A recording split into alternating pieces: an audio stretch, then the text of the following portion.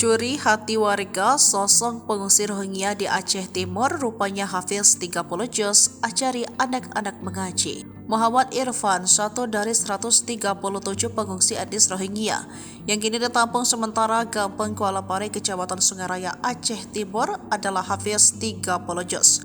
Terhitung sudah 2 pekan lebih mereka ditampung di Kuala Pare sejak mendarat di kampung itu 1 Februari 2024. Beruntungnya, seorang di antara mereka, Muhammad Irfan, ternyata Hafiz 30 juz, sehingga ia pun kini bisa memanfaatkan waktunya untuk mengajarkan mengaji anak-anak seetnis yang juga senasib dengannya. Bahkan juga memberikan kajian agama Islam kepada anak-anak itu. Tentu ini keberuntungan tersendiri karena mereka memiliki bahasa yang sama dibandingkan diajar oleh ustadz di luar mereka yang memiliki bahasa yang berbeda. Hal ini sebagaimana disampaikan Coach Kuala Pare, Syahrial Abdullah, kepada serabinews.com. Di balai pengajian yang disediakan oleh IAM, ia membimbing mereka 2 sesi setiap harinya, pagi dan sore, kata Syahrial. Syahrial menceritakan pagi hari seusai mandi dan sarapan, anak-anak diajarkan mengaji, membaca Al-Quran, seperti membaca surat pendek secara bergiliran. Muhammad Irfan juga memimpin sholat 5 waktu bagi para imigran Rohingya itu. Syahrial menambahkan saat ini di tempat penampungan sementara itu sudah dibangun toilet